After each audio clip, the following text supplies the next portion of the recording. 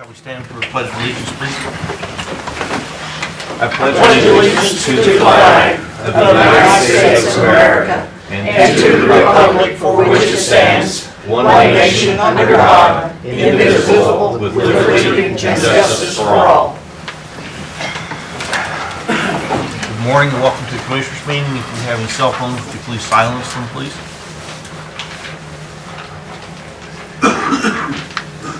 Has the board had a chance to review the minutes of the previous meeting? Yes, Is there a motion? I make a motion to approve them. Second. Motion and second to approve the minutes. Question? All those in favor signify by saying aye. Aye. 3 ayes.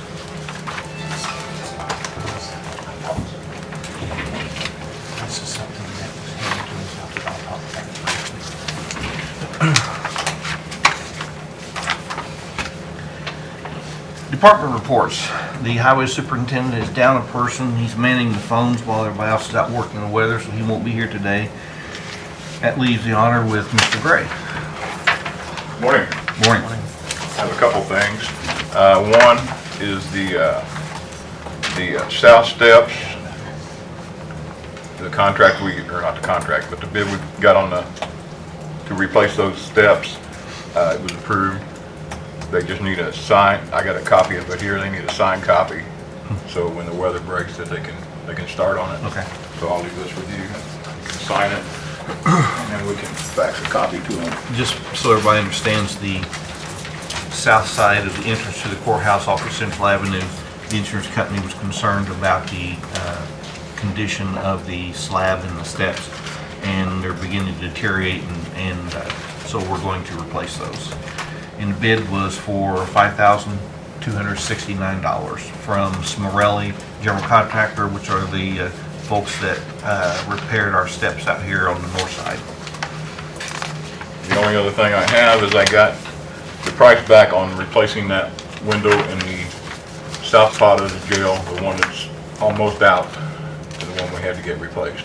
Okay. These are the great big windows, two-way mirrored windows in the jail, and it was $2,520. Okay. The one we got to replace last year on the other side from MirrorWorks was $2,991, and it's cracked. Okay. So this is a different type glass. So we're hoping this is what they use in Wayne County. So hopefully we can do better luck with it. Okay. And that's all I have. Okay. We'll sign this at the end.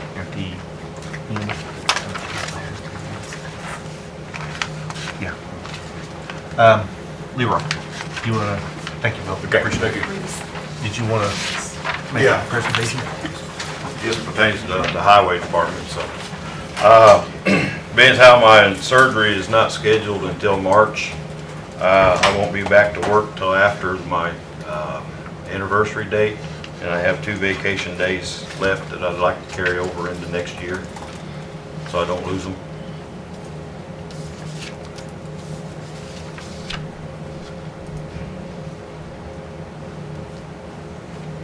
Is there a motion? I make a motion that we approve Leroy using his vacation day after he's back off his sick leave. Second. Motion and second to approve Mr. Lingel's request to use his vacation days. Question? All in favor signify by saying aye. Aye. 3 ayes. Thank you. Thanks, Commissioner.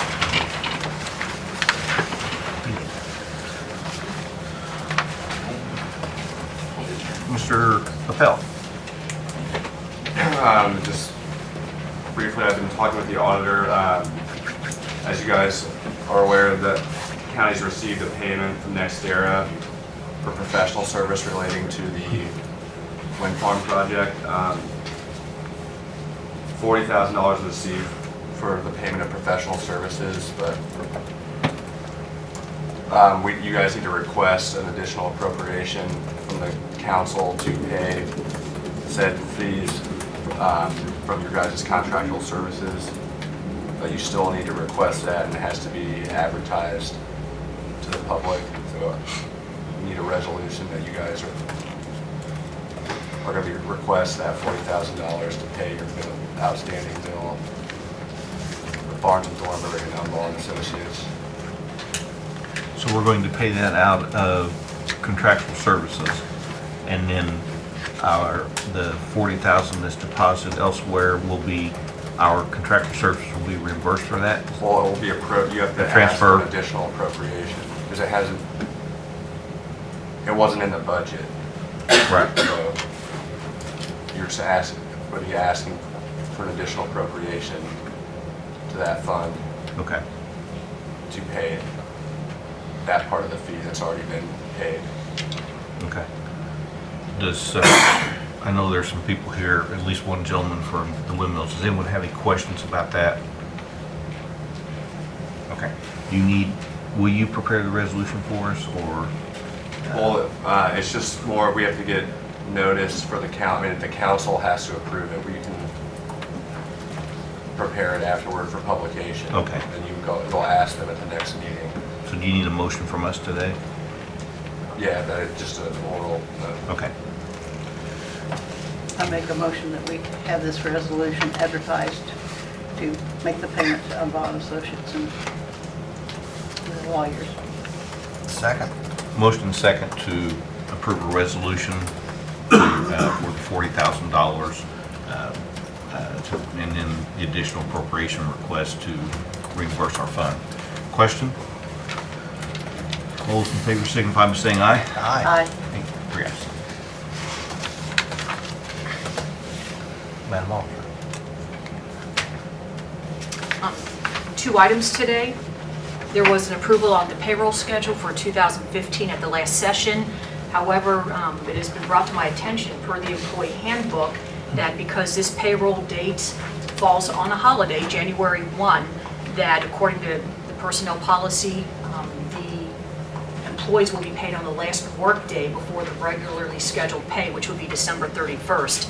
However, with this pay date being the first pay for year 2016, there was no money appropriated for this payment, so there will either need to be some discussion to either waive the personnel policy or do something to revise this payroll schedule.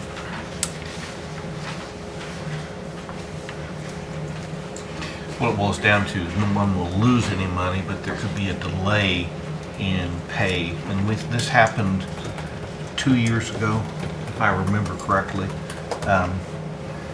I would suggest that we talk to a couple of county council members and see if there's a way to avoid having any of the employees have a 3 or 4 day delay in their paycheck. But it's going to depend on what monies are available. So I would suggest, if the board's amenable, to table this for right now. I make a motion to table it till we discuss it with the council. Second. Motion second. Question? All those in favor signify by saying aye. Aye. We'll get you something as soon as we can. The second item today has to do with contractual services, where as of now, the county is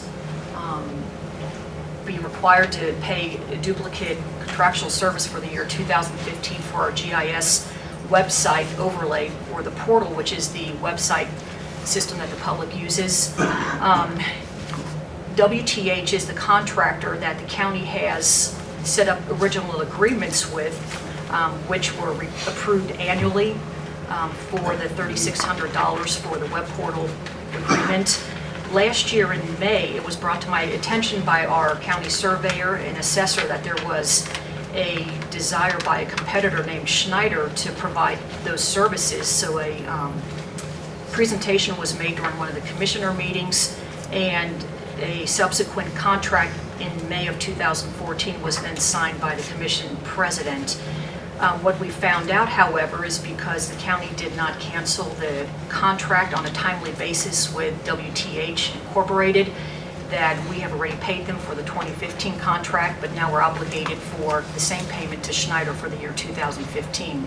So I'm requesting that our attorney get in contact with both of these companies to see what we can do as far as a waiver or delay on this contract, because we should not be paying for duplicate services. Any questions? No. I think we can just, Mr. Appel, can you look at our situation here and give us some advice on this? Yes, I've talked to the auditor about it.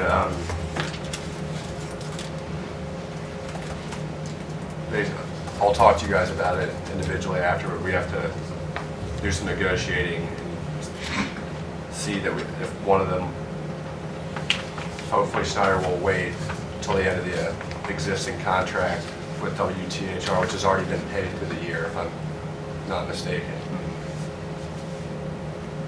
Okay. But if you guys, So there's no action that we need to take on it until you've done this? no, I mean, I gotta see what we can work out, and then there would be some action, but as of now, she just needs to be brought to your attention. All right, thank you very much, Chris. Okay, next on the agenda is the council representative here? Okay. Next is mail. I have a couple of things. I do have a letter from Cindy Perez, who's the broker for American Heritage, who's representing the 40 and 8 in their sale of their property. And she presented some information in email form. I printed it out and gave it to the other two commissioners. And we also have a letter from Mr. Michael Kaiser, who's a member of the 40 and 8, giving his side of the issue. And do you have any email? I do. There are two letters. One was provided by Bill McDaniel from Indiana Department of Environmental Management, simply stating the approval for the confined feeding operation for Ron Kirshner Farms, Kirshner Farms. And this is simply just an approval on a renewal for his operation. The second letter, which I'll present to the commissioners, which I would ask that the attorney review before signature, has to do with our consultants, Umbaugh Associates. This is simply a continuing disclosure engagement letter asking that we review the terms which are in place. They're doing this for the new year for all of their clients across the state, and they're asking the county commissioners to review the terms, just make sure there are no changes on our end in terms of the services they provide for us, and they would ask for signature and the return of that letter. H.J. Umbaugh are certified public accountants, and they administer our bonds, such as for the courthouse and any other bonds. They're like, they provide financial oversight and advice and information. And the contract is basically authorizing continuation of the same services they've already provided for us. So we'll let Mr. Appel look at that, and whenever he gives it to us, either today or next meeting or whatever, then we'll entertain a motion to approve. Motion to approve. Motion to approve, second? Second. Well, let's just delay it for him until he gives us, well, we can make your motion. We can make a motion, yeah.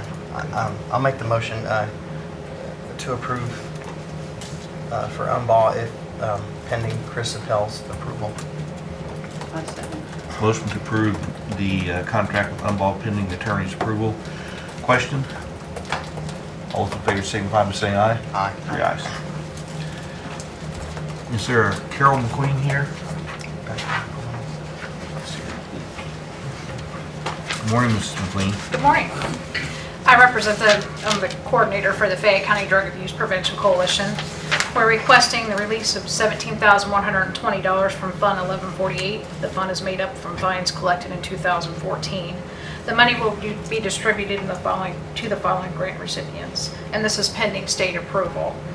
Connersville Middle School for random drug testing, $1,290. The Haven Focus on Youth Program, $1,290. Centerstone Living in Balance Program, $2,140. Centerstone Motivational Enhancement Treatment Group, $2,140. Susan Sexton, You're Not Alone Drug Abuse Awareness, $700. Indiana Excise Police for intensified enforcement and a body camera, $3,595. The Fayette County Probation for a carry guide supervision tools, $685. and for the Connersville High School after prom, $1,000. The remaining $4,280 will be deposited to the administrative fund for the coalition. Okay. Sir, You mentioned a camera for the excise officer? Yes. That's what part of this purchase is? The excise officer is... Okay, just want to make sure. any other questions? No. I'll entertain a motion to approve her to, or assuming the drug coalition to spend the monies as stated. I make that motion. I'll second. Motion and second to approve the drug coalition for spending the grant monies as stated by Mrs. McQueen. Question? All those in favor signify by saying aye. Aye. Aye. 3 ayes. Thank you. Thank you. Have a good day. Next is new business, Cemetery Commission. Cindy?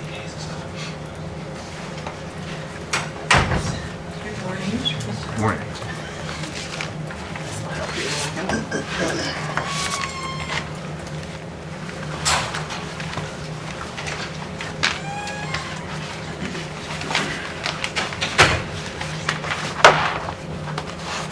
Good morning, Commissioners. Good morning. We come to you this morning to share with you where we stand as a group concerning the care of our pioneer cemeteries, and to request permission for funds to purchase supplies and mileage reimbursement for 2015.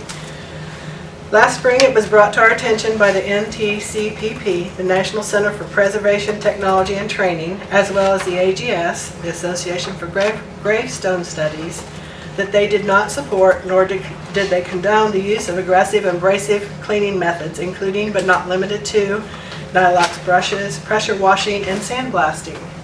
At this point, we stopped using the Nylox brushes we were initially taught to use. Lynette Strang's dad is the author of a well-known publication, A Graveyard Preservation Primer, who also does not endorse these methods. We have provided you with handouts to support this. It's on the right-hand side of your folder. We would like to request that you please require any future preservation or restoration being contracted for our cemeteries be done without the use of these destructive practices.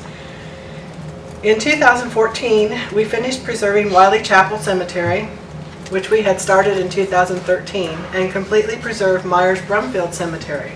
We constructed and installed flagpoles in these two cemeteries upon completion.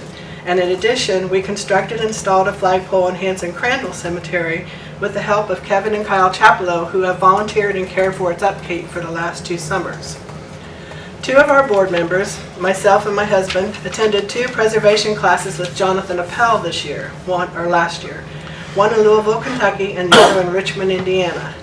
Our other member, David Caldwell, and faithful volunteer Marcia Boggs also attended 1 day of instruction with Jonathan in the Richmond workshop. Dave Caldwell also completed the IDNR class that brings our total to 3 board members who are certified for probing permits. These workshops were paid for by the participants and no county funds were used. We feel that we have gotten quality instruction and knowledge from these workshops. For 2015, we are requesting $2,000 for supplies and $2,000 for mileage for our board members, for a total of $4,000. For mileage and reimbursement, we are requesting that the amount of 30 cents per mile be used to make our money go farther. Remember, we are only trying to find a way to pay for the gas used in caring for the cemeteries, not make money. We could cut our supply request to $1,500, but that would be cutting us close. We were conservative and did not use all the money we requested last year and plan on using only what we need this year, hopefully having money left again. Our target cemeteries this year, in addition to the little ones each of us do on our own, will be Hanson Crandall. We're going to work. We've got some tombstones that are sinking in the ground, some that have never been put up. Lockhart Cemetery has some damage to it, and Mount Zion, we have 3 big obelisks that we're going to try to get up this year. Okay. We have received a proposal to present a 1-day workshop from Mark Morton, the owner of Gravestone Guardians, for a cost of $500. We have a flyer of that in your packet on the left side. Our local VFW post 571 has offered to conduct a fundraiser to sponsor him to train our new board members and volunteers at Mount Zion Cemetery in May of this year. We would also like to offer the class to others who are interested for a price to be determined, $30 to $50, to help offset the expense. Mr. Morton would also promote this workshop to ensure we would get enough participants. Along with the benefit of training, we would be getting work completed in one of our larger cemeteries. If there were any extra money after the expense of the workshop, the VFW would purchase supplies for us as needed. We would appreciate your approval to proceed with this project. Also, we've had a request by a board member to see if we could have permission from you to solicit from different groups or businesses for donation of supplies that we need. And it's been brought to our attention that we could possibly advertise on Channel 3 when we have a work day or a workshop, and we would like your permission to use that venue as well. Let's take this a step at a time. That's right. Okay. You and I spoke a week or so ago, and as I think I've stated before, this is my first year as president, so when I looked over the budget for this year, the budget for the cemetery commission has been cut $10,000 from the previous year. So we don't know yet what our mowing contract will be. So since we've been cut $10,000, and since we don't know what our mowing contract will be, I don't know that we can approve anything right now. Now, as far as... Can I ask a question before you Sure. go farther on that? I thought Corey's contract went through this year. This is his third year. It may, I don't know, okay? But off the top of my head, I know that last time we approved that, it was I want to say 24,000. I may be wrong. It's 24/7, I think. 24/7, okay.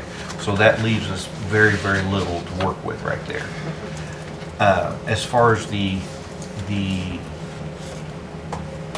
permission to use Channel 3 and to solicit funds, I think that's great. Everybody around here, businesses are strapped, I understand that, but a lot of people have a real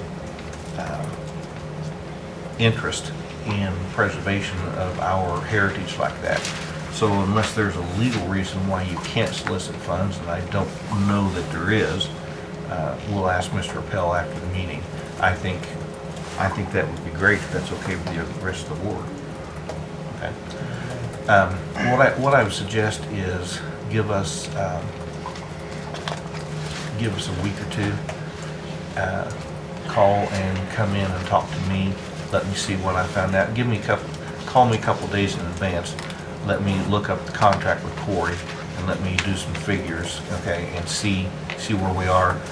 And all I can do is present you how things are and let you know exactly what we've got to spend or what we don't have to spend. Okay? Now, did I address all the points that you brought Just up? need permission to have the workshop. And you were going to charge for that, is that correct? What we would do is our local volunteers who are regular volunteers, that we would take care of that for them. But the people who are outside of the volunteers, like people coming from Ohio or, all over Indiana, we would charge for that to help offset the cost. However, the VFW is very sure that they can get the funds to have him here for that workshop. Would the funds go to the cemetery commission then?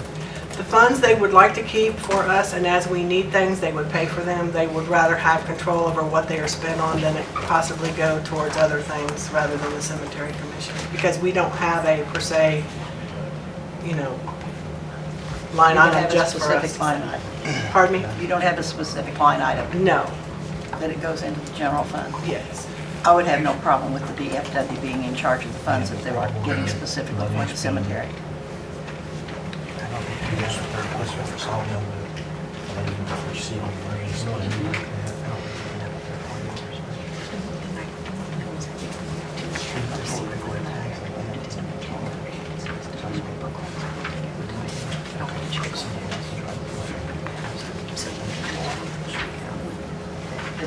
This is money. If they want to, money that they donated. The general fund. Yes. Okay. What we're discussing is, government is, doesn't do anything unless it's chasing its tail. So to be legal about things, okay, we need to know, number one, can you, as a commission like that, receive monies? And number two, how does she have to receipt them in so things can be paid properly, et cetera? So why don't you, if you don't mind, why don't you wait until we've had a chance to review that until our next meeting, okay? Then we can tell you if, number one, is it legal, number two, how things have to be done. I personally have no problem with it whatsoever. I think it's great, okay? And I don't speak for the other two, but I'm fairly sure they do too. But we just need to make sure we're doing things right. Because I think they feel like what they're doing would be like a donation. You know, the monies they raise would be donated to support things that we need. Well, for instance, It'd be like soliciting them for something and they would provide it then. for instance, the monies that we were discussing earlier for the windmill, for the attorney's fees for the windmill project, she can't simply put that money in line item and pay the attorneys and Umball out of that. She has to put it into a line item, then the council has to appropriate $40,000 from someplace else, then write the check. 10 days advertising. 10 days advertising, and then it has to be, then they have to take the money out of the line item and replace the funds from the one that they replaced it with. So it's, I can say they're chasing their tail, but it is the way it is, okay? So if you'll get with me, and before the next meeting, which will be 2 weeks from, well, It kind of puts us in a time crunch because his slots are being filled up. And right now, we only have 2 in May that we can pick from. when's our next meeting? March 3rd. Next meeting is March 3rd. It'll probably still be snowing. Pardon me? So it'll probably still be snowing. Let me see what we can talk with the attorney and everything like that, okay? But I understand your delay, but we have to do things the right way. Okay? Have I addressed everything that you brought up, I think? I think so. Okay, all right, thank you.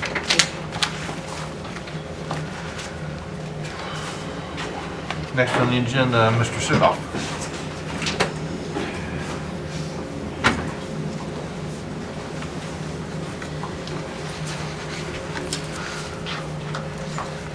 I had an exit interview with the consultant concerning bridge inspection, re-inspection. And this is a report, exit interview.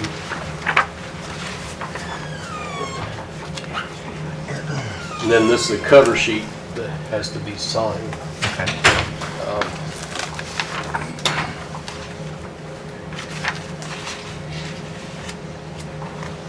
This is the phase 2 of the reinspection of the bridges in Fayette County over 20 feet span.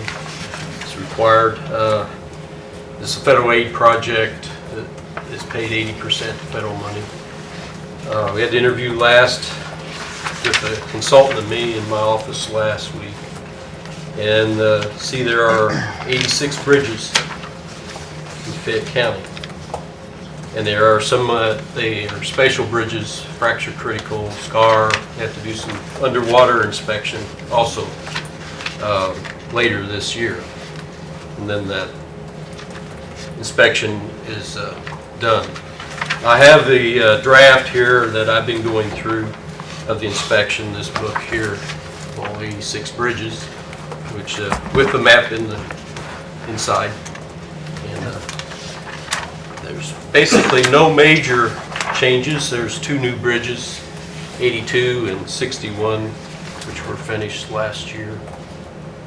So, and they've changed the requirements. Federal people have changed requirements. Some of them are going to require every year, more of them. So we're going to have a supplemental agreement between the consultant and the state and us to increase the amount to about $7,500. They're going to give me an agreement to present to you later and present to the state. That's because the federal guidelines now, that some of them on the deck and some portions of the bridges, if they're poor condition, poor rating, then they have to be inspected every year instead of every 2 years. So, but he said it'd be about $7,500 what they figured, and our share would be 20% of that. Okay. So I've got enough appropriated to cover that amount Okay. for this year. So I need that cover letter to signed by the commissioners so I can send back to consultant, then they can print off, I think, 5 copies of these. So you have a recommendation that we sign off on this? Yes. Any questions? Where's the motion? I'll entertain a motion to accept phase 2 of the bridge inspection report. I second it. Make a motion. I'll make a motion to accept the report. Sorry. There's a motion and second to accept the phase 2 bridge inspection report. Question? All those in favor signify by saying aye. Aye. 3 ayes. To sign this. Yeah. Is that all? That's all I have. Thank you, appreciate it. Next on the agenda is economic development update. Mr. Parker. Good morning. Good morning. I'd like to just report a little bit and reserve the balance of my time for later on in the meeting to speak to the 48 issue. I will tell you that we're going forward with our new website that will certainly advertise Connersville and Fayette County in a new and exciting way. We've also completed the second academy that was completed in New Orleans to help Fayette County become a ACT work-ready community, which will certainly help us as we try to attract new business. That is one of the things that site selectors look for, that we have not just an available workforce, but a workforce that has the talents and skills that those employers will need. So beyond that, I'll just stop at that point, and when we get to the 48, I'd like to come in at that point, if that's okay with you, unless you have any questions for me. Any questions? That'll be fine. Thank you. Next on the agenda, and Bill McDaniel. We have one item to take care of before we get to the issue of the 40 and 8. For those of you that are here to speak on either side of the 40 and 8, we will ask you to please take the podium and present your name, and then present your presentation or ask questions, whatever you feel is appropriate. Mr. McDaniel. Okay, the item number 1 is regarding the internship with young Mr. Eklund, who's over here. They have a delayed start, so he's able to be here this morning. Delayed start at the schools. And what this is for would be to Mr. Eklund is currently a junior in high school. He's an honors student. He's getting a lot of additional credits out of the way. Matter of fact, he's very serious enough about being an architectural student. He's taken summer courses up at Notre Dame with the architectural program.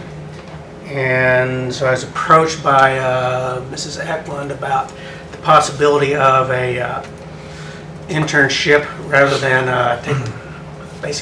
taking waste time classes that really aren't going to be beneficial to Mr. Eklund, or to work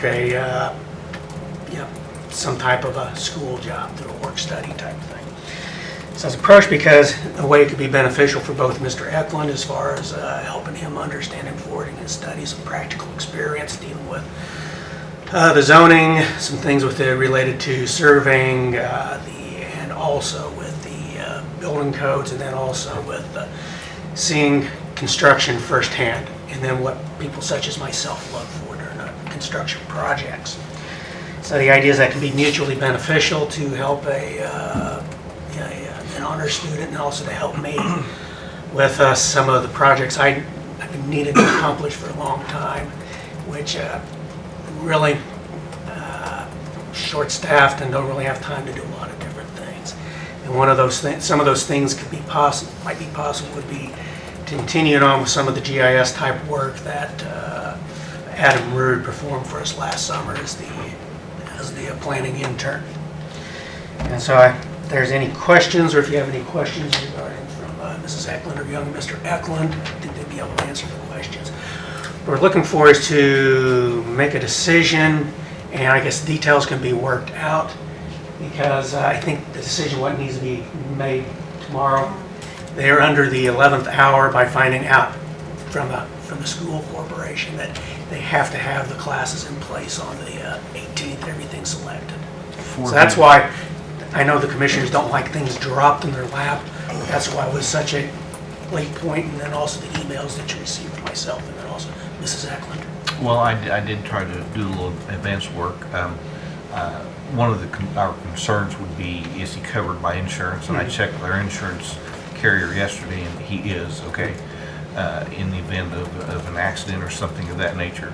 So, being an honor student, he obviously has a work ethic. Yep. So I wouldn't see any problem whatsoever. Does the board disagree? I think it's a win-win for Mr. Eklund and for Fayette County to have this young man working in the surveyor and the Area Plan Commission office. Just really think that this is one of those 11th hour things that you say, thank you, Lord, for, and don't complain. Yes. Is there a We motion? need a motion to accept Mr. Eklund and have him to work as an intern in the Surveyor and Area Plan Commission office for next year as a credit for his school class. Second. Second the motion. There's a motion and a second to approve Mr. Bryce Eklund as an internship in the Area Plan Commission. Question? All those in favor signify by saying aye. Aye. 3 ayes. Welcome aboard. You'll get your gold pen and your key to the city here. I'm sorry, one more. Okay. Okay, and I think that you also wished me to speak a little bit about the wind energy, what was in the paper. Is that, now, About what? I'm sorry.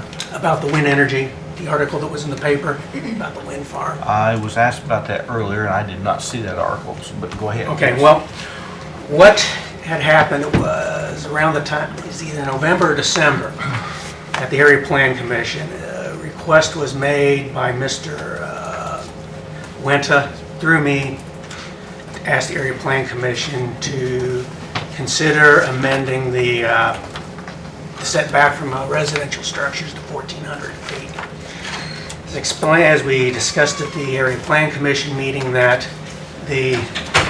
as this is the agreement that was also with the county, is the 1,400 feet, and it would also be We did talk about the that. position of each, windmill is going to be included within the petition, which is going to include the latitude and longitude. So all those will be able to be mapped and then verified, of course, they're at least 1,400 feet. And then the approval of the zoning board could also make very clear that under no condition will any be closer than 1,400 feet to a residential structure. So that could also be in the zoning ordinance. So any violation of the zoning ordinance is enforceable in court. I've had two people residents from up in Posey Township, who are not particularly a fan of the wind farm project, asked me about the increasing the separation distance, the buffer. And I explained what we went through with Mr. Winter, the 1,400 feet, and will be in place. As far as that 1,400 feet is going to be in there anyway. So then as a result of the article, of course, which is a half mile.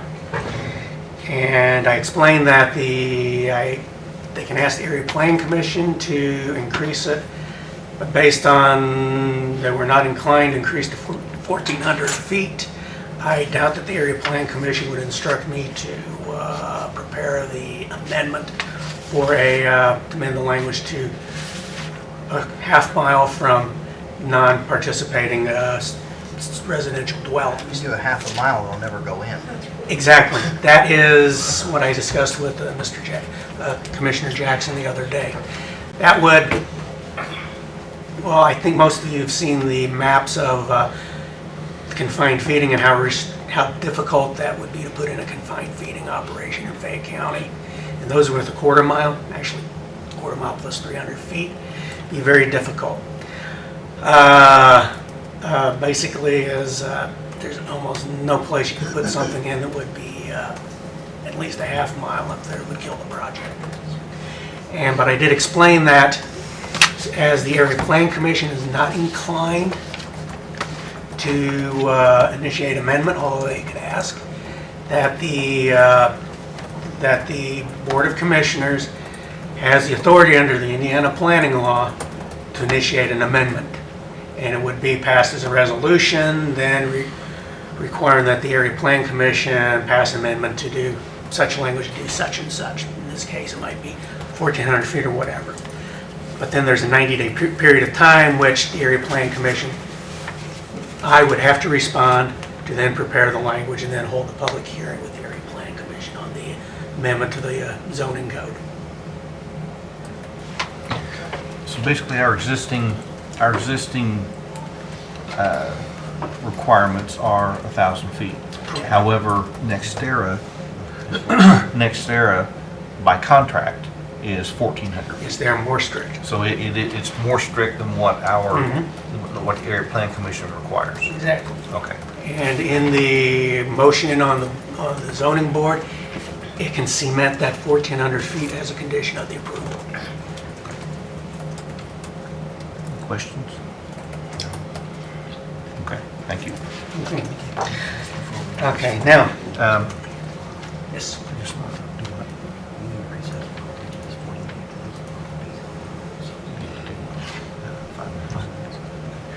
Let's take a 5-minute recess. Okay.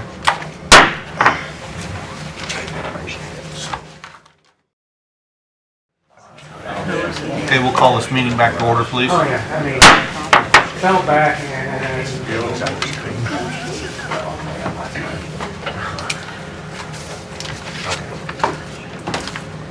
Next on our agenda is the zoning map amendment.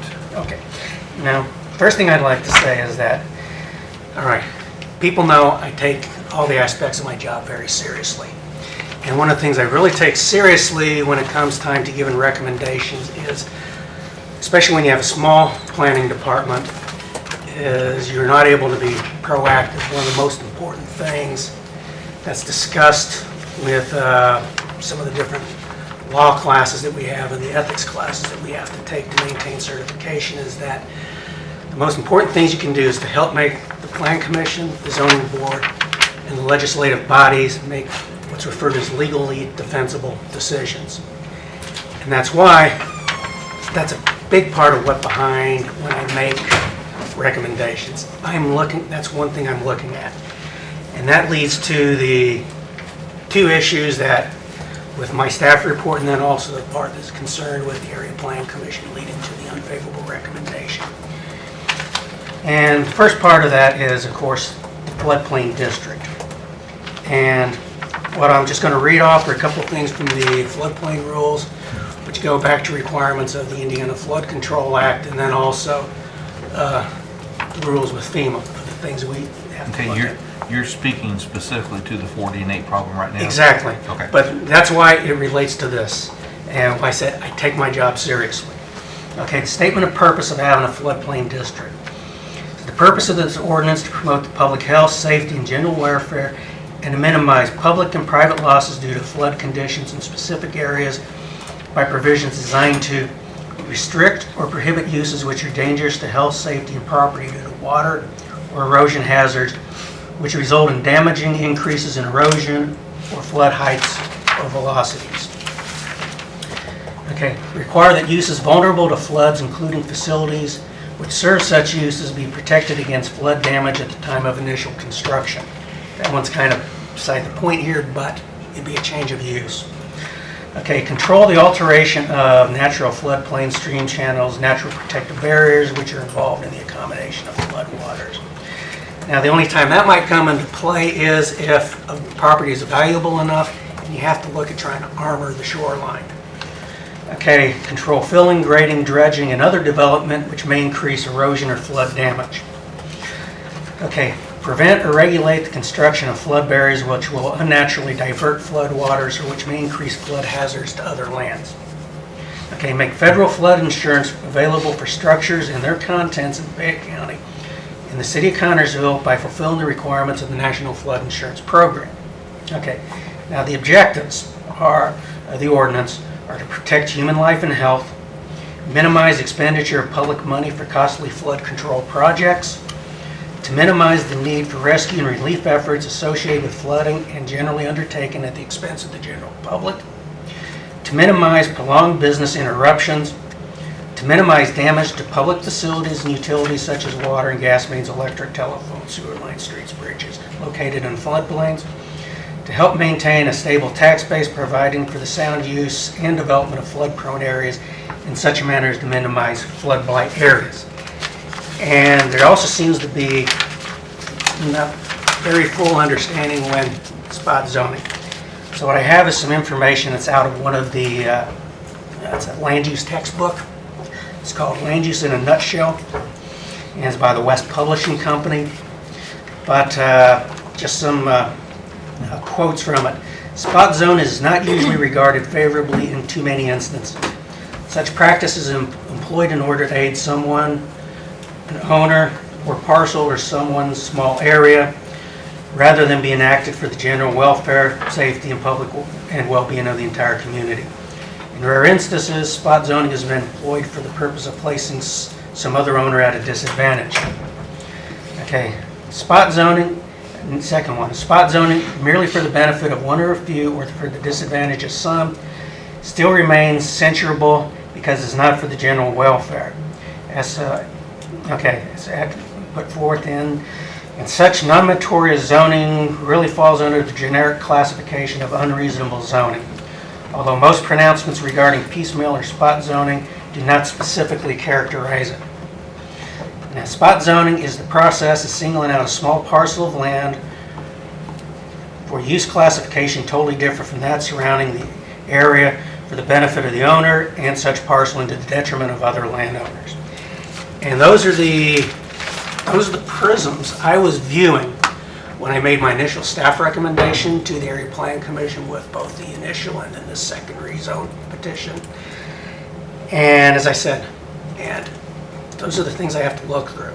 I mean, I have to take into consideration not only the local zoning code, I have to consider the appropriate state statutes that relate to planning and zoning. And in cases such as the floodplains, I have to take into consideration the Indiana Flood Control Act and also have to take into consideration federal laws and federal rules. And that's why I do take my job seriously. I mean, I don't do anything to spite or anything else toward anybody. I mean, I have no negative feelings toward anybody in the performance of my job, but I have a job to do, and this is why I do the job the way I do the job. So that being said, if the commissioners have any questions for me regarding, oh yeah, I do have one thing. Warren, did you give those two maps to the those 2 maps to the commissioners? And what we have is, of course, I think some of you have seen the 2012 map aerial photograph. And Mr. Mackey this morning suggested that we provide the look at the 2005 map. Now, 2005 is on the top, and the 2012 is on the bottom. So what you can see is that the shifting and the change in the just above the 40 and 8, what's occurring on the river. Mr. Sudoff was at a drainage board workshop this year, just last week, and as a presentation similar to the one I was at with the DNR's floodplain managers meeting. Now, the gist of it is that the Whitewater River is the most active river in the state of Indiana, moving, meandering and moving. On the average, the Whitewater River moves 30 feet a year within the floodplain. And we know there's times it moves much faster in some locations, such as south of Milltown Bridge. And there's other places that don't move as much. But it's because of the conditions of the floodplain and the soil and the hydrology that this river moves so much through this area. And so, like I said, What you're trying, and the other part of this is what you're saying is because of the bend in the river, it's eroding that entire bank. yeah, And and it's you moved how many feet since 2005? So you can see it's fairly, there's a pretty fair amount, but what you'll see looking at those maps is, I'll give those to you, is that in general, it's moving in the direction of Newman Lake Road, and that bend that's to the north of the 40 and 8 is starting to migrate southward. So it may not be within the next 5 years or 10 years, whatever, but eventually that the river, based on the location right now, there's a pretty good probability that it is going to be providing a direct threat to this property from erosion. And as I Well, one said, was- one of the things about the erosion, that's one of the rules that the floodplain district regulations are in place. Well, in 2005, it was taken in the summertime, you can tell. Yeah, it's taken In earlier in the year. yeah. 2012, it was taken in the wintertime, Yep. so it opens everything up, which you can't.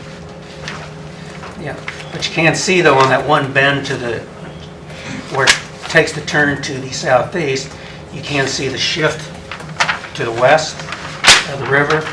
And then just below that, you can see where, on that bend where it's, then you can see where the shift is coming to the south and then starting to shift to the eastward a little bit. It's Before we get too far into this, and I'm mindful of the fact that this is a new age when we're on camera. So for people who are watching, I'd like to explain this, and you tell me if I'm wrong. 40 and 8 is wanting to sell their property to a gentleman for because they're basically closing down. The 40 and 8 sits in an area which is zoned how? It's zoned A1? agricultural. Agricultural? Okay. And so there's agriculture and single-family residential uses Okay. in the area. The 40 and 8 sits in a floodplain, which is designated as a 100-year, it's basically on average, the whiz bangs with the education say that on average, 100 years, there will be catastrophic flooding of the river, which would compromise the structure there. Am I correct? Yeah. Okay. Now, having said that, one of the problems with flooding is contamination because of existing septic systems. Okay. Yeah. The other problem is that if the other concern, I should say, is that if that is rezoned, that whoever buys it can sell it, and if it's rezoned for a business which would potentially or could possibly have some kind of something which is hazardous to the water table, we would have no control over that. That is Okay. correct. Now, spot zoning. Spot zoning is basically creating an island inside an existing zoning area, which is different from the zoning area in which it rests in. Okay. Now, Pretty much in a McDivitt's, nutshell. you and I discussed this a couple of days ago. McDivitt's place is agricultural, but it's not zone general business because they are selling agricultural products there. Correct. The part of the old Rich Farm, I believe the current storage building. This will give you the idea of where, Okay. because I don't think I gave you that one, but I know I gave those to both. Rich is where I believe the storage building is. That one particular area right there is zone general business. Just in the area immediately around it, yes. So, Zone. it is spot zone, yes. Yes. Now, you can extend the boundaries of a particular zoning into another. For instance, you can extend a general business zoning into the area that is R1, commercial or whatever, correct? Yeah. Okay, but you can't create an island inside an existing zoning. And that becomes legally problematic. Okay. Now, what we're talking about is a building which has 6,710 square feet. The gentleman, the business that's wanting to buy that wants to basically he wants to do a repackaging business, if I understand correctly. Okay? And he would hire 4 or 5 people, maybe max. That's my understanding. Okay, and that's the understanding that I have right now. So from there, so everybody understands the basics, go ahead. Okay. I think you pretty much covered everything. I don't know if I can add much to that. Oh, I will say one thing, that it's kind of a misnomer referring to as a 100-year floodplain. So what it really means is, and Warren, you can correct me if I have this wrong, but it means that during the year, there's a 1% probability in any storm event of reaching that flood stage. Is that correct? Right way to phrase it, Warren? Okay. Now, for example, some places will have them more frequently. I think it's that Spencer that's on the White River. Spencer? Yeah, there's one of the communities that's on, is when I went to the last 2 weeks ago, when I went to a floodplain workshop. There's one of the communities that's down south of Indianapolis on the White River. Well, they've reached that 100-year flood stage 3 times in the last 6 years. So the whole thing is really a probability, which people need to understand. So it's kind of, like I said, it's a misnomer to call it a 100-year floodplain. I think someone just came up with that to try to make it a little easier to understand. So it's not the ideal term, but it's really just a probability of any storm event, 1% probability. Okay. And that changes over time based on changes upstream with the amount of water that's entering the water table, which is why frequently when flood maps are remapped, you have changes and increases, particularly where there's a lot of development. The floodplains get larger because you're flushing more water from the uplands down into the river. Could be anything from you take natural resources conservation land and put that into tillage. You take it out of the program, then you start tilling it. Well, because water runs off more quickly off of cropland, anything that doesn't have trees, doesn't have grasses, long grasses, the waters run off more quickly. When you tile fields, you're removing water more quickly from the upland areas. It goes into streams and the drainage ways, which Warren has to deal with, and you're increasing the amount of water then that's going into the Whitewater River. So that's one of the things that affects the probabilities of flooding over time. So south of Indianapolis, a lot of that's probably related to because there's a lot of development, there's a lot of paving, and so there's a lot less ground for water to seep into and percolate down into the groundwater. Okay. Next. Just a moment. There are folks here who want to speak. Actually, Jerry, you're at the bottom, but I think I'll go ahead. For those of you who are here to speak for the sale of the 48, if you would take the podium, just give us your name, and we'll give you. How many are here to actually speak about this issue? 1, 2, 3, 4, 5, about 6 of you. Okay, give or take. Let's limit your for 5 minutes each. That should give you plenty of time, I think, to make your presentation. Is that okay? Okay. I just wanted to give you a map here that Yes, sir. pertains to your spot zoning. There's 154 acres that is zoned general business right across from the 48. Rish Farm, that's your zoning map. Okay. Okay. Whoever's first to speak, Katrina. My name's Katrina Bailey. I'm with the Carnesville Chamber of Commerce. Bill, wherever you went. Yes. I'm glad you're compassionate about your job. I appreciate that. However, it's ridiculous that that building, that property is zoned agriculture. Nobody in their right mind would buy that building and turn it back over into agriculture. If they don't turn it into zone business, then the building will sit there and deteriorate, and who knows what will end up going into that building. It'll be people that we don't want in there. So, Jerry?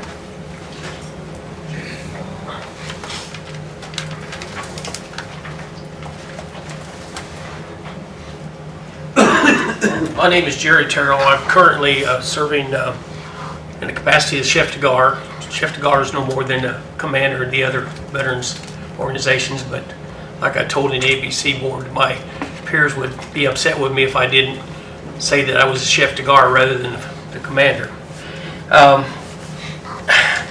Like I said in the APC meeting, and it's been a little bit before people elaborating on this, we no longer find it feasible to maintain our building. We're down to 25 members, and you just can't maintain a building on 25 members. So that being the reason we're not, we've actually closed the facility the end of August, and we haven't done anything since. We have since got an offer on the building, but there again, it's on contention of getting it rezoned.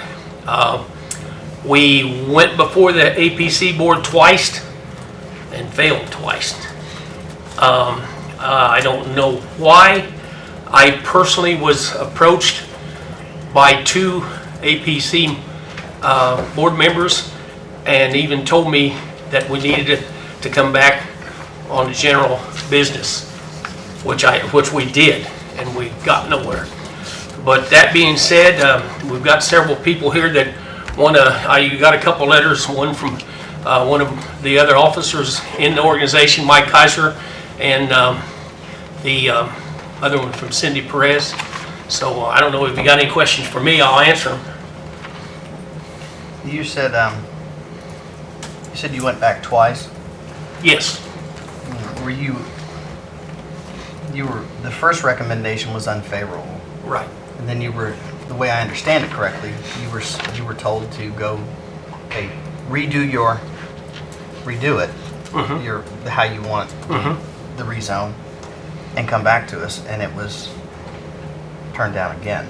Well, what actually happened in that first meeting, Mr. Baker, the attorney, read, and he actually told some of the board members that it would be more feasible for it to be general business rather than the light industrial, which we had applied for. That's actually what happened.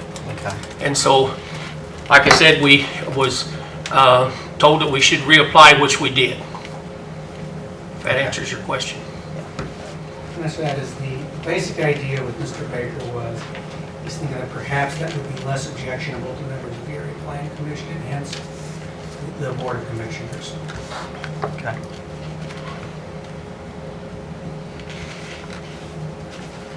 Any other questions? Any other questions for me? Thank you for your time. Thank you, Jerry. Anyone else? Sir? State your name for us, please. Yes. Michael Kaiser, I'm with the 40 and 8. Just have a more or less an overview of the 2 meetings we had. You're all aware we're closed and everything. Upon the recommendation of Mr. McDaniel, we went for the industrial zoning the first time around. And during the meeting, concerns were addressed as septic, well, floodplain, traffic. And the board was informed that the well was tested 3 times a year, or every 3 months by law. We had to have that and send into the state results and everything. The septic system was monitored regularly. We never had any problem with it. As far as traffic, probably there was more traffic with that because of the bingo. You know, it was 3 times a week, 50 to 150 people a night. Numerous wedding receptions, class reunions, just general bar activity over the years for the club. Plus delivery trucks, you know, everybody's saying there's going to be a lot more traffic. Delivery trucks for beer, liquor, food, bingo supplies was on a regular basis, which that no longer exists. There's been a building there since 1955. And it unfortunately burnt in 1976 to the ground, and they rebuilt and reopened in 77 in the building that exists now. And to the best of my knowledge, there's never been any water in that building from the Whitewater River. Now, we've had a few broken pipes and stuff. Seemed like a river at the time, didn't it? Oh, yeah. And like I say, the person that is buying this is going to probably have 3 to 5 employees. 3 or 4 containers a year will come in there, and all the rest will be shipped out by UPS or FedEx, which, from working out there and being around the place, UPS and FedEx go by there on a daily basis anyway, or almost daily basis, if not every day. So in the meeting, it was told we would have a better chance, or a better, more reasonable chance, if we went to the general business, would be more restrictive on what could go in there. Well, we went to this meeting thinking it would go relatively smooth. Well, nothing could be further from the truth. Meeting generally went over the same points as the first meeting, and then the floodplain was brought up again. Then Mr. McDaniel, which I understand your job and everything, brought up the fact that the floodplain was his main concern, and he went to the ordeal of the sandbagging and everything, saying it takes 3 people to fill a sandbag and all this, you know. And then he brought up the unfortunate accidental death of somebody in a flood situation on the east side. I don't really understand how that pertains to this building, but you could just see the people on the board, the change in their tone over this. And I can, if I may, I can explain that, I think. The gentleman who died was one of my former deputies. I understand. And he retired. In this report from Mr. McDaniel, it talks about one of the reasons for considering changes in an area designated a floodplain is the potential cost and loss of life for any rescue operations or anything like that that goes on. So I understand it. I just want to interject that. That's I know why he made that statement. Right. Okay. But, you know, it just, somebody just listening would think, well, why would we have some place that could happen again?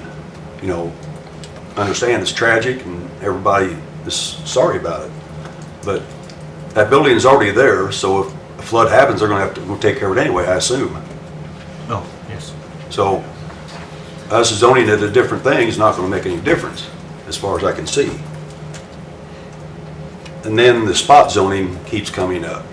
And as I showed you that map there, there's 154 acres right across the road from us that is zoned general business.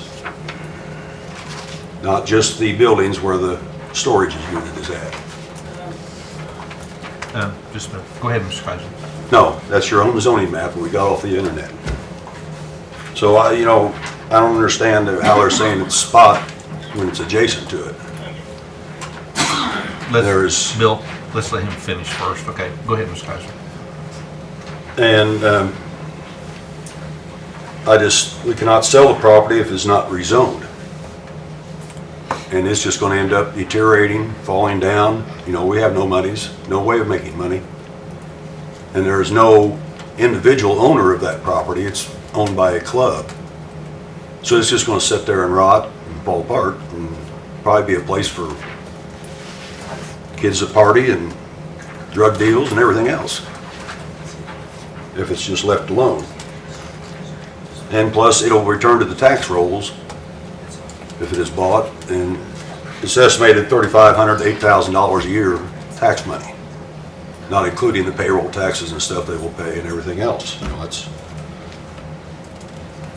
we appreciate you considering this, but we just think it's best for the community. Thank you, sir. Just appreciate that. Bill, you want to respond, please? Well, actually, I just handed the map to Ms. Perez. It's what I gave the, Would you come up here, please? okay, well, I gave it to the commissioners. It's what the map I handed you. That was an error on the, showing that being zoned in the comprehensive plan.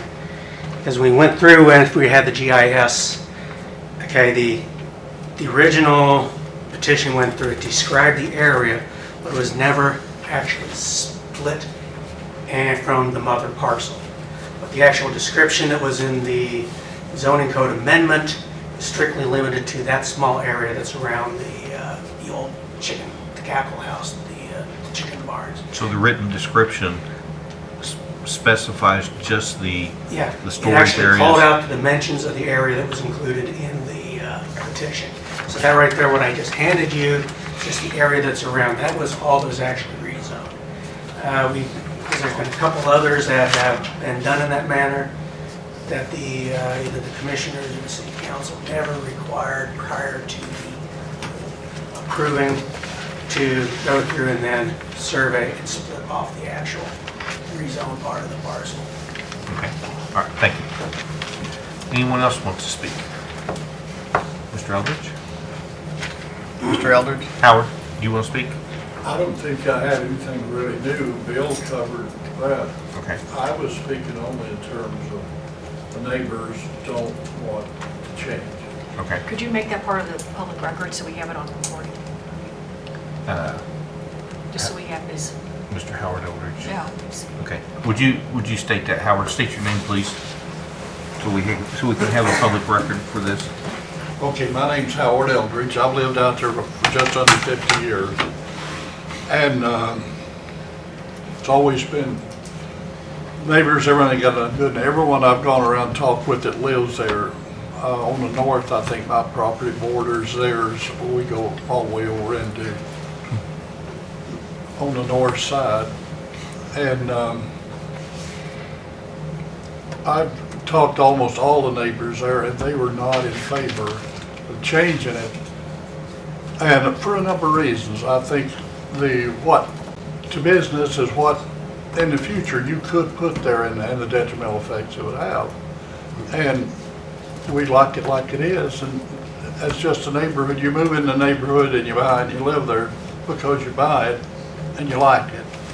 And you don't want potentially things changing. I don't want to wake up some morning and maybe say under business, some automobile repair shop repairs automobiles that have cars piled up out there. A number of things that could happen. And I think looking ahead is better than to try to prevent things is better than looking and back. Okay. Thank you, sir. Ma'am, I'm sorry.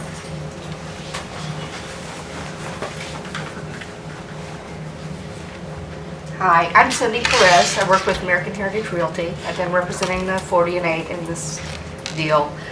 And a lot of this has been covered. I sent you a letter because I write better than I speak. So if anyone in the public thinks I was trying to hide anything, I just was able to organize it better by writing it. But just to summarize a little bit, I do think that we're probably not so much spot zoning as continuing zoning because of the Cackle House warehouses, and we're asking to be a warehouse. The mayor spoke. I don't know if you saw the first area planning meeting on Channel 3, but the mayor spoke about trying to create an alliance with our sister city in China. This gentleman is from that area. He has said if he comes, he will help us to reach other businessmen in the area.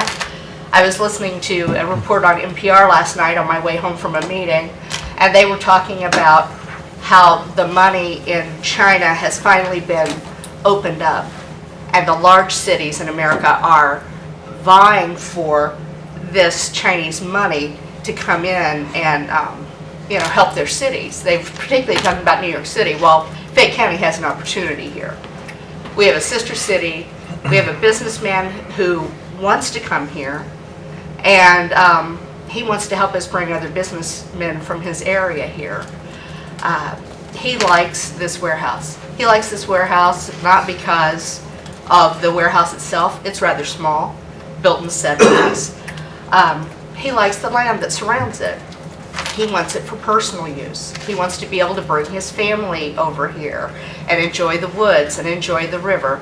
That's not really buildable land. I don't think we're looking at changing things on the land, which is what this fear is, that all of these trees are going to be torn down and the river is going to erode the shores and flooding for everyone.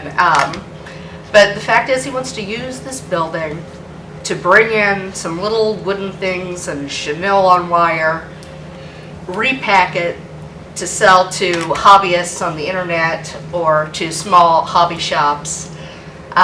He's not a fly-by-night businessman. He's well-established.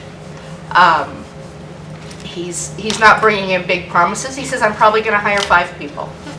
I mean, he's not telling us he's going to come into town, hire 5,000 people and build a big factory. He's giving us what he believes, what we think is a foot in the door to new businesses. The property will go onto the tax rolls. So Fayette County will get tax dollars from that. There will be inventory tax on that. There will be employees who will have income tax to pay.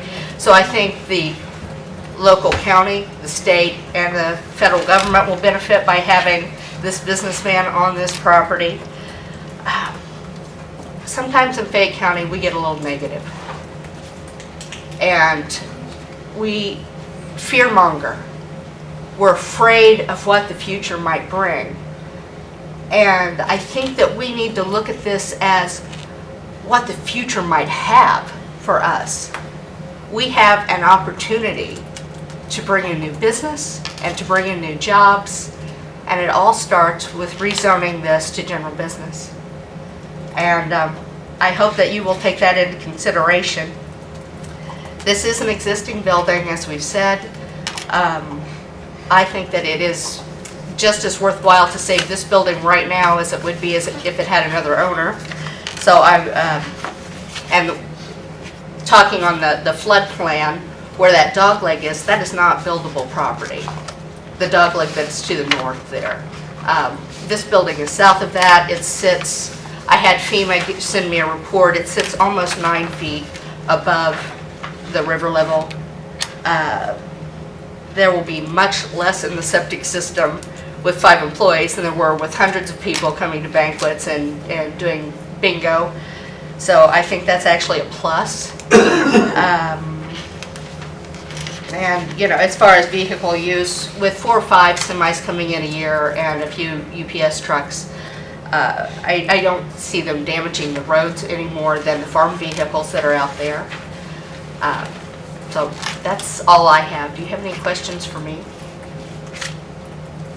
I don't believe so. Thank you. Anyone else want to speak? I've got a question. Yes. Marion Dalrymple, concerned citizen. If this was rezoned to general business, and I'm kind of asking Bill because this is Bill's expertise, can there be stipulations put in there that would limit the type of business that could come in there?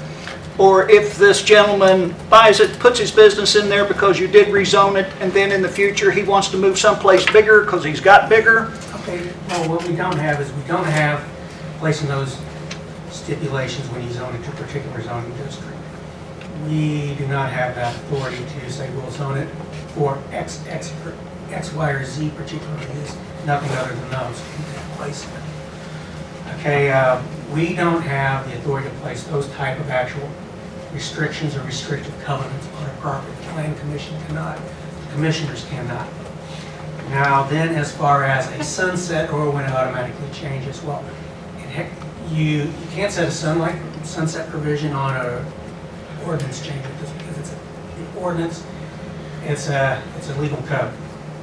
So you cannot say after X period of time it changes back, or if it automatically stops, it changes back. Okay. That only works with something like a, you can do it with a special exception, but you can't do an ordinance change. Or change it back, it means going back through this process again. And it can be difficult if, say, the person who, say, this owner doesn't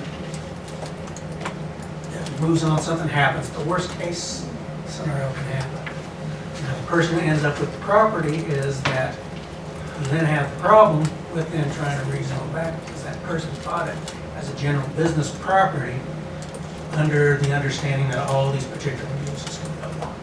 Okay. Thanks, Bill. Mr. Parker?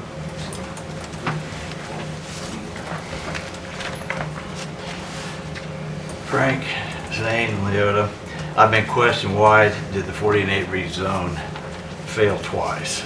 And what can be done to get more jobs? And will this 48 rezoning produce jobs and help the county? I tell people to watch both of the area planning meetings, the tapes that you can get online, and make your own conclusions. I've watched the first APC several times where the APC told the 48 to return with a new classification from A1 to general business as if to lead them to believe that that would work. It did not work. We are now at a do or die situation. My hope is that we can do something here about this morning. That'll help everybody. We have an opportunity to have a brand new business in Fayette County, one that'll hire 3 to 5 jobs the first year and possibly up to 10 or more beyond that. It's a very benign, non-threatening, clean business that emits no gases, no fumes, and no odors. This new business will create little to no noise and is a daytime business. With it being a daytime business, there will be no strange trucks making deliveries at night. In fact, the business will have such a low level of noticeable outward activity and low traffic that people will wonder if anything is really going on there at all.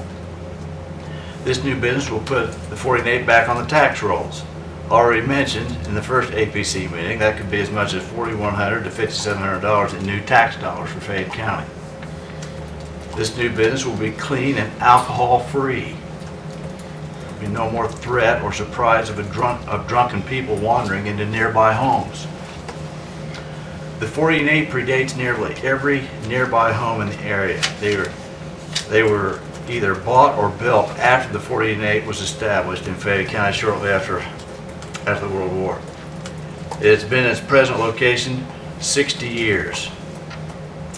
There's always been an active business near these homes at this location for 60 years. So it's not like we're asking for something that's brand spanking new here. Zoning decisions are based on clearly established rationale why a requested rezoning should be granted. Secondly, the use of the comprehensive plan or justification of the decision documents that the decision was made for the good of the community. Our comprehensive plan, the current one, calls out northern business expansion. We need to ask ourselves 3 questions. Is the rezoning irrational? And the answer is a resounding no. It's very rational. It makes good sense for the area and the county. The second question we need to ask ourselves is, will it cause a hardship to the adjacent landowners? Again, a resounding no. It will improve and upgrade the area. Will the rezoning provide common good for the county and its residents? Yes. New jobs and new property tax dollars for Fayette County. Behind this Chinese national, Mr. Wang, are other Chinese businessmen that have interest in coming to Fayette County. Mr. Wang is a cash buyer. The others from China also enjoy the same favorable financial position. If we say no to the 48 and Mr. Wang, we will have little hope of him coming to Fayette County. We can also say goodbye to his like-minded business friends, along with their jobs and investment dollars for the county. The fact that general business already exists across the street, a stone's throw from the 48 at the old Cackle House, takes us from a spot zoning issue to an additional general business rezoning issue. You would just be adding one more general business classification like the old Cackle House is today. Fayette County is listed as the poorest county in the state of Indiana, listed repeatedly with the highest unemployment. I'm asking you, Frank and Zane and Leota, to please overturn the APC ruling and grant a general business classification to the 48, not for the sake of the 48 or Mr. Wang or myself, but for the sake of Fayette County and for Fayette County's future. Thank you. I have Do you have one any question. questions for me? Yeah. When was this project started? I would say, Martha, when was it started? About 3 months ago, Yeah, something like that. 4 months ago?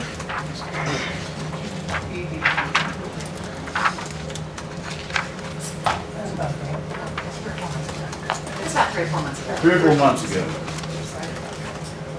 So that's when Mr. Wang approached you? Mr. Wang, first of all, Martha Mason, who has yet to speak at this meeting, has been involved in international business for the last 20 years. She has the friendship and the connections and is an old classmate of mine and would like to bring new business to Connersville and Fayette County.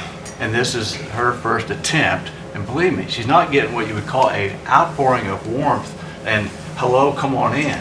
In fact, rejected twice at the APC is not what I would call a welcome mat to any business. And I appreciate all the chapter and verse on flooding and sandbagging, all the fear mongering, and gee, many Pete, could we make it any less welcoming to a new business? I don't know how we could say no any clearer to anyone. And it just amazes me. I appreciate, Bill, your seriousness at your job. I appreciate chapter and verse on the possibilities that might happen. I mean, it's based on hypotheticals. There's never been any sandbags at the 40 and 8. Why are we discussing it now? They got a whole river of problems, but the 40 and 8 suddenly now is a target for sandbags? Come on. Was this the only building that was ever We looked looked at at? several buildings. There have been several buildings.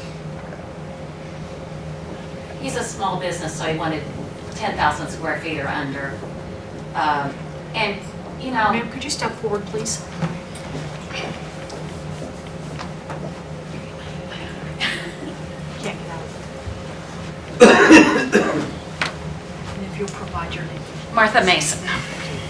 I moved back to Connersville 8 years ago. I was born here. I've lived in many states since, traveled around the world doing business. I do a lot of business with Chinese people, and Peter wants to come to the United States, build a warehouse, hire people, and produce the products in China, bring them here for pick and pack, and ship them to retailers, smaller retailers.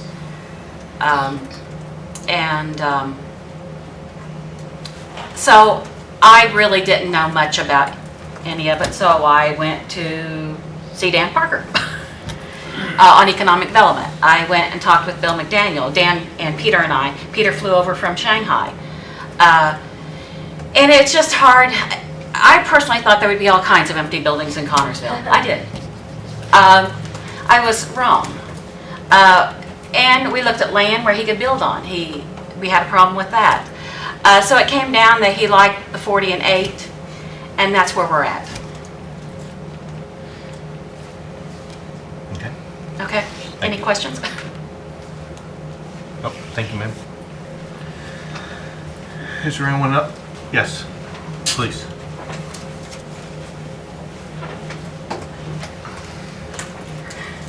Hello, my name's Georgia Green, and I own American Heritage Realty. I work with Cindy. We've talked about this project, and I've lived in Connersville my entire life, and I've owned the business for a long time, and it's a pretty tough business to be in. And we see the problems with the area economy, and I cannot tell you how sad and disappointed I am that we are fighting so hard to keep this business out of town instead of welcoming this person in who is going to hire people and provide a few jobs. Even if it was one, it's more than we would have today. So I am asking you to consider it and help this person start this business, and maybe it'll be another step toward a better future for Connersville. Thank you. Thank you. Anyone else?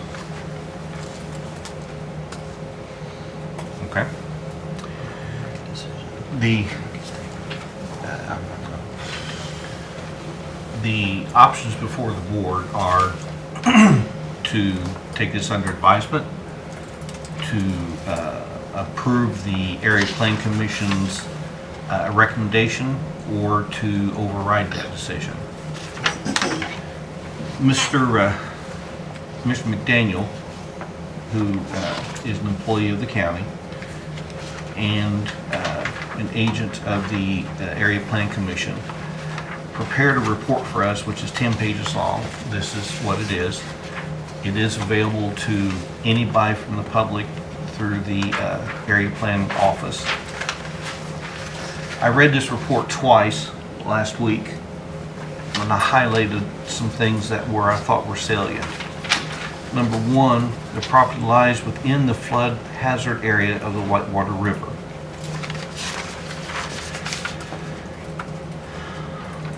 The board voted, 5, 6, 7. There were 7 yes votes to present to the Fayette County Commissioners an unfavorable recommendation, and there was 1 no vote. That's a little convoluted. Basically, 7 of them were not in favor of this, 1 of them was. There are several things in here. One is property values. The question is, will this petition support the conservation of property values throughout the jurisdiction? The answer is no. Staff proposed findings. In this instance, access to a spot-zoned commercial property through residential areas could potentially have negative effects on the value of these properties and the use of residential properties. On the other hand, depending on intensity of use, including traffic, rezoning a small isolated property from agriculture to business district may very well have some negative effect on residential properties in the vicinity. Spot zoning, I hope I explained that to everybody's, I hope I explained it well so everybody understood it. The laws are usually written based on the knowledge of the experts in the legal system, attorneys. And one of the laws that I think is what Mr. McDaniel quoted from, and I am cherry picking here, but I picked out what I thought were valid points. Spot zoning merely for the benefit of one or a few, or for the disadvantage of some, still remains, and these are in bold letters, censurable because it is not for the general welfare, as so aptly set forth in such non-meritorious zoning really falls under the generic classification of unreasonable zoning, although most pronouncements regarding piecemeal or spot zoning do not specifically characterize it. I'm sorry. I just wanted to... Please, go ahead. I don't know if there's more, I mean, that's kind of a generalization of spot zoning. I mean, that's, from what looks like some sort of treatise, Westlaw published. I don't think it's not black and white that first it'd have to be considered spot zoning by a court, and then if it's considered for the general welfare, it's not, okay, it's spot zoning, it's going to be overturned in court. I just wanted to throw that out there. Okay. If you guys wanted to consider that. I mean, Indiana treats it differently. I just want to let you know that before making decisions. The state treats it differently, is what you're saying? Well, I mean, if it's considered spot zoning, it doesn't on its face make it not illegal or something that would be subject to being overturned. Okay. If it's still considered for the welfare of the community. If it is spot, I mean, Well, that seems to be one of the things that there's a little misunderstanding about. The zoning map that Mr. Kaiser presented shows that it is, the zoning extends almost right up to the 40 and 8, which would basically be an extension. But Mr. McDaniel says that the information retrieved from the internet is not accurate. Am I correct, Bill? Okay. I'd like to add something really quickly here. The point that Mr. Apple brought up, I think, is the significant point of contention that we have right here. And so I think that really is the key as to whether or not what is the general welfare. Does this, basically, would this pass that type of muster in court? Whatever argument is made in favor. Okay. That'd be safe to say, Mr. Apple? Well, I mean, this isn't my decision. I'm just one. First, someone would have to bring a suit. I mean, that would be a whole nother story. Have standing to bring a suit. But there's a comprehensive plan. This amendment is part of that, correct? What they propose.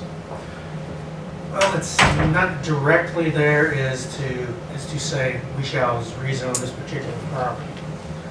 When you look at the comprehensive plan, when it's speaking about the northward movement of the general business, those are the properties such as where up Indiana 1, so, which have all been rezoned to general business. That was really the gist of the focus within that northward movement of retail, which was slowly occurring in that direction. And the rezone in the comprehensive plan sped up that process with Walmart and then with the 2 little strip malls that are adjacent to Walmart property. Just the original proposal for the rezoning was that was an amendment to the comprehensive plan. No, it doesn't amend the comprehensive plan. What it does But it is- fits within the Yeah, it's boundaries of well, that's where some of the argument will come in, is that, is this supported by what aspects of the comprehensive plan? Let's get back to those. The petitioner was making the argument that it does.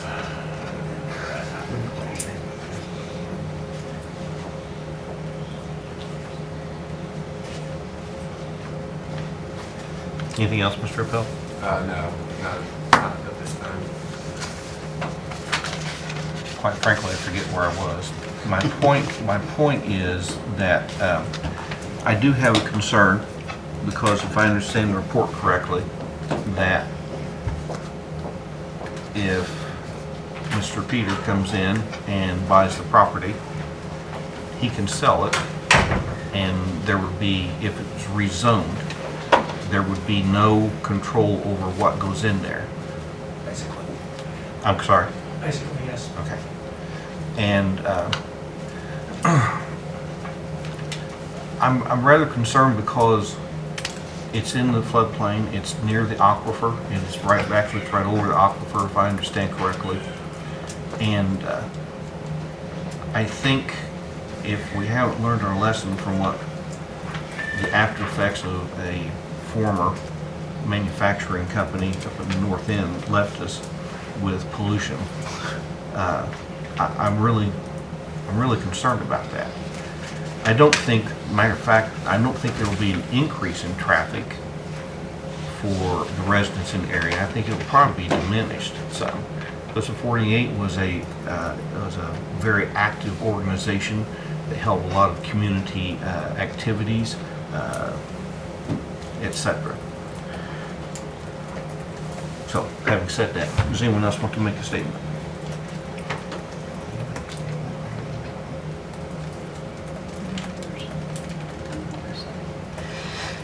I heard a lot of wonderful arguments here today for and against. I had this planned out in my mind how I was going to say it, but forgive me if I stumble on myself. No, we do not want to hinder business coming to Fayette County. We do not want to hinder jobs. We want to do what's best in the eyes of Fayette County and its residents to make it a better place for everybody. With that said,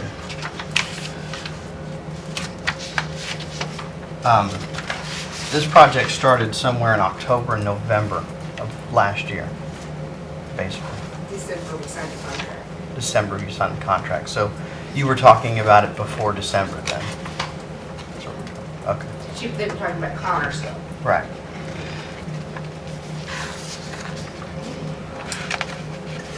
This is the second time since this proposal has come about that I've ever even heard about it. The first time I heard about it was in the newspaper. Okay?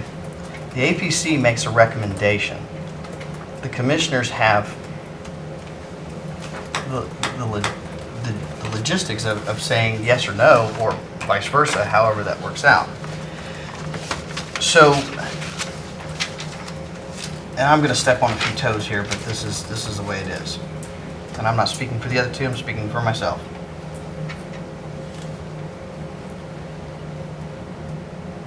A while back, the Economic Development Board was asked to give Leota and myself confidentiality and sign the paperwork so we could get information on projects that were coming through, because some projects are they're a secret, and to the public some people think that's not so. It's government, it should not be secret. But if you own a company in Eaton, Ohio, you really don't want everybody to know you're leaving, if you are, or even have that, because you may have mass chaos on your hands. With that said, I didn't agree with that decision, that the Economic Development voted against it and said no. So, you want me to make an informed decision on something I've only heard about twice. Okay? With that said, as an elected official for the next 2 years, will I never, ever vote on something with a handshake and a wink and say, trust me. Okay? I have to be informed. I have to make an informed decision. And if people come in here and they throw it all on the desk and say, you can't talk to all three of us at once, but you can come individually and say, hey, this is a project that's going to be coming around the corner. We need to talk about it. And running in the room saying, hey, it's got to be done. I'm not saying it sounds like a bad idea. I'm not saying that it's not favorable for Fayette County. I'm not saying it's... I've looked at the maps, 2005 and 2012. Well, if you look at them, in 2005 and 2012, one was taken in the summer, one was taken in the winter, and the 40 and 8 sits way over here. The bank is eroding here, not here, and I really can't tell a whole lot. So, you know, the building does need to be used. And what are you going to get? What are you going to get if you leave the building vacant? Oh, you might get squatters. You might have a crime problem. Well, the neighborhood's then going to want something done about that. But with that said, going back to my statement, I'm not speaking for Leota or Frank, but if projects are this magnitude that are important that have to be done, there has to be an informed decision. People will say, well, the commissioner's a part-time job. It is not. It's part-time pay and it's full-time work. And I enjoy it. But I can't sit here and say, well, yep, you guys tell me it sounds great, and then later on, you know, well, I didn't have all the facts. I can't look into the public's eye and say, well, I didn't have all the facts, I'm sorry. Well, that's my job to have the facts, and then make a decision what's best for the citizens. So I would lean on a word of caution in the future that the entire body knows individually what's going on at one given time. You can talk to her, you can talk to myself, and you can talk to him separately and say, hey, this is it. You know, if the fact that somebody's going to squeal and tell all about new business coming into Connorsville, you know, if you sign a form that says, hey, I'm not going to say a word about anything, but I need to be informed of what's coming in here so I can make a sound decision on it, you've signed a disclosure form. You're sworn to secrecy. So with that said, You have the floor. I'm rather like Zane, this is a tough decision to make. I voted against the unfavorable recommendation the first time. Last time I voted in favor of it. I had a lot more information from Bill about some of the things, and when I read the general businesses that could come in and be there if Mr. Wang decides to sell or leave town, and I know Mrs. Mason has said he's going to be here 30 years, and I'm like Howard Eldridge, I'm not going to be around in 30 years. I have just really confused about the whole thing. I have a son and a granddaughter who are pretty well dedicated to the military, so the 40 and 8 holds a soft spot in my heart. And just I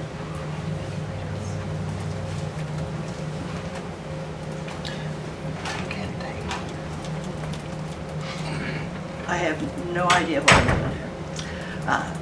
I really have done a lot of praying. Got up early the other morning, sat and listened to the APC meeting again, watched it on TV a couple of times.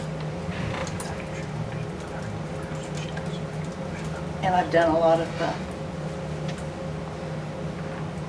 thought about it.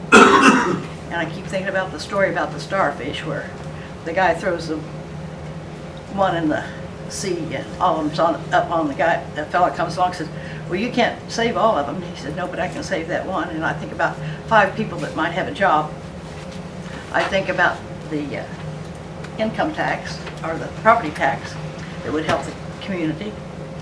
So there are a lot of positive things to agreeing to this. And then it goes back to the list of general businesses that if he sold, and I've never met Mr. Wang, and I met Mrs. Mason, and Jan's talked very nice about her, but I really don't know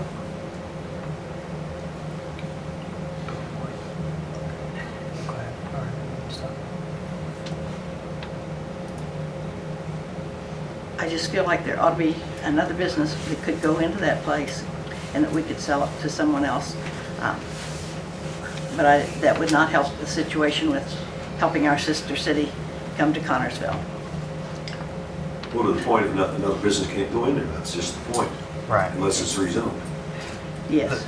So this building's gonna sit there.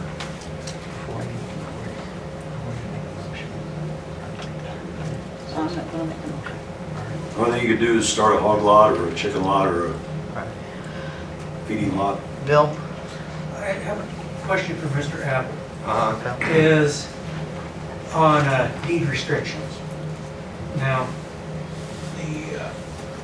for example, would the potential property owner, how enforceable and who's able to enforce if there's a deed restriction that nothing other than a list of uses cannot occur on it?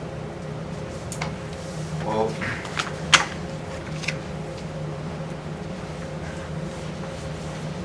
I mean, whatever, if there was restrictions, like they were talking about restrictive easements or covenants. Yeah, it's something that's, right within the actual deed, written into there, the deed restrictions. Shall not be used for, in the future shall not, of course comparable to the restrictive covenants, but shall not be used for X, Y, and Z.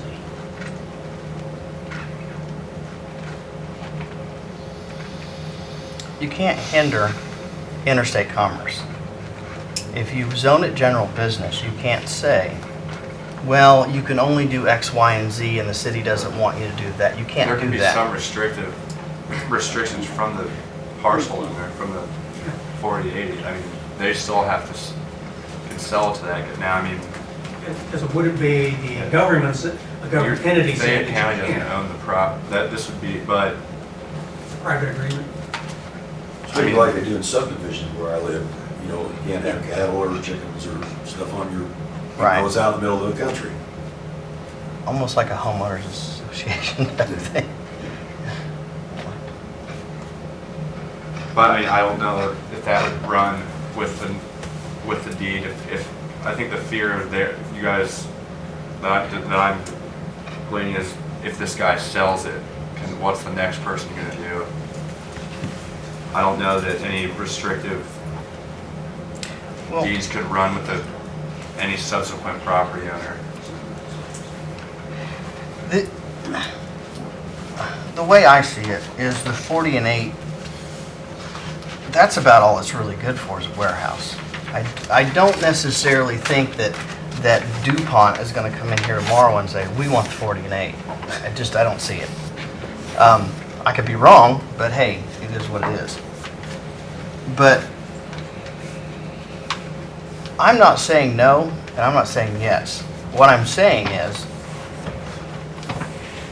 is I need more information, and I need to, we need to, my recommendation is to table it. Sit down, go through everything, the pros and the cons. I'll even go out and talk to the neighbors. And I know Mr. Eldridge, my wife works for him. But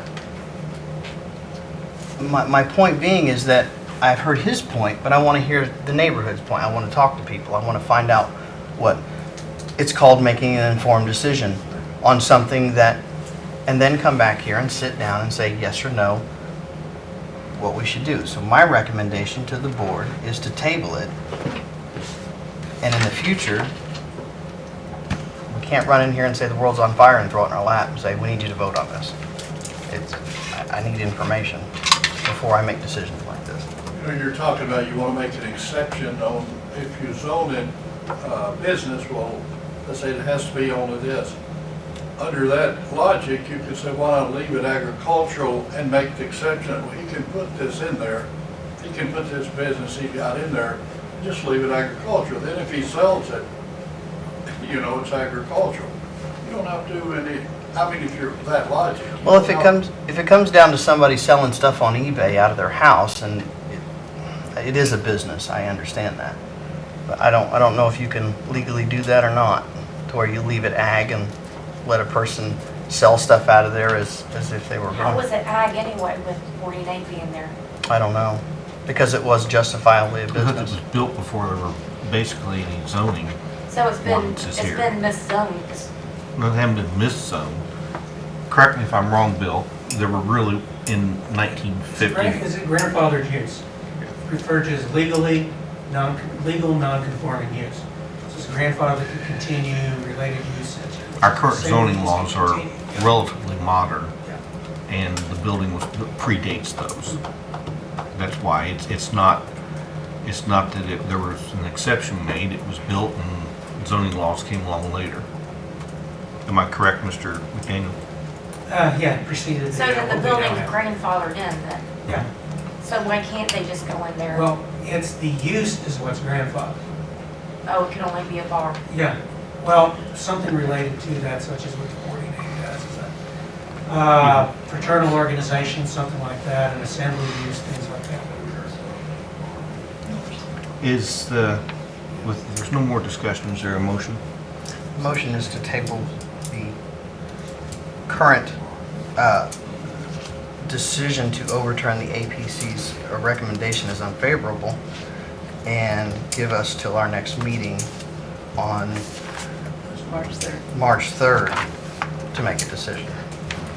There's a motion to suspend any decision until the next meeting on March 3rd. Is there a second? Second.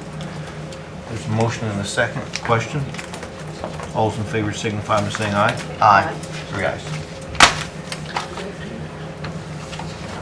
Okay. Our next order of business is an additional appropriation ordinance for the wind farm. What this is, it basically allows the auditor to receipt certain monies into certain places, and I'll let her explain that. We talked about that with the attorney under his department head. Okay. Thank you. Any other patron concerns? Okay. Claims and payroll. I'll entertain a motion to approve the claims and payroll. Second. There's a motion and a second to approve the claims and payroll. President Jackson, there is one item with the signature of the Stanley contract. Yes. During the last meeting of the commissioners, a lower contract was provided for the jail, but it needs to be signed. Okay. let me finish this motion and we'll address this. Question? All those in favor signify by saying aye. Aye. 3 ayes. The matter before us is, we approved a contract a month ago, I believe, for the jail controls at the jail to be updated and in some cases replaced. At that time, the quote given was $30,000. The sheriff worked rather diligently and removed some items from that contract and got it down to the amount of expenditures is $19,630. So he saved us roughly $10,000, $11,000. So I don't think there's another motion required because we've already approved that. This is a lesser amount, but I do need to sign this just for everybody's information. Very good. Is there a motion for adjournment? So moved. Second. Motion and a second to adjourn the meeting. Question? All those in favor signify by saying aye. Aye. 3 ayes. Meeting's adjourned.